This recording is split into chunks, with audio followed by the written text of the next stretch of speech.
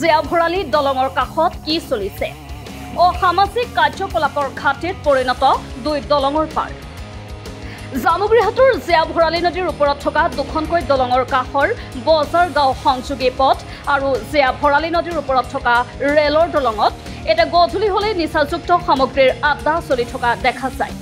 15 নং ৰাষ্ট্ৰীয় ঘাইপথৰ জিয়াভৰালী দলঙৰ সন্মুখৰ পৰা নামি গৈ ৰেলৰ দলং পৰ্যন্ত পথৰ কাষৰেই শান্তশিষ্ট ঠাইখিনি সম্প্ৰতি অনৈতিক কাৰ্যকলাপৰ ঘাটি হৈ পৰিছে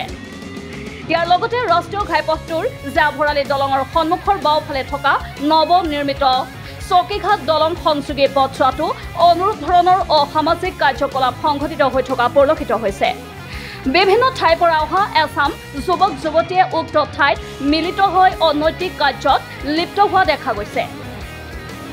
যেহেতু বৃহত্তৰ অঞ্চলটোত দীৰ্ঘদিনৰ পৰাই চলি আছে নিষিদ্ধ দ্ৰব্য আৰু অবৈধ অৰুণাচলী সুৰাৰ ৰমৰমীয়া ব্যৱসায় বিশেষকৈ সৰবৰাহকাৰীসকলে জিয়াভৰালী নদীৰ পাৰৰ এই নিৰ্জন ঠাইখিনিকেই নিৰাপদ স্থান হিচাপে বাছি লোৱাৰ কথা এক বিশেষ সূত্ৰই সদৰি কৰিছে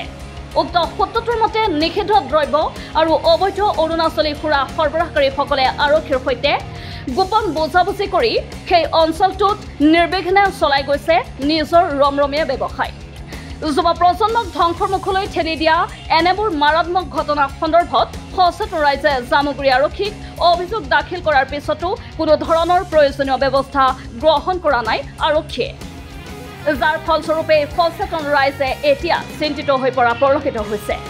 সেয়েহে ৰাইজে এনেবোৰ অসামাজিক কাৰ্যকলাপৰ বিৰুদ্ধে তীব্ৰ অভিযান চলাবলৈ আৰক্ষী প্ৰশাসনক দাবী জনাইছে জামুগুৰিহাটৰ পৰা আনোৱাৰ আহমেদৰ ৰিপৰ্ট এন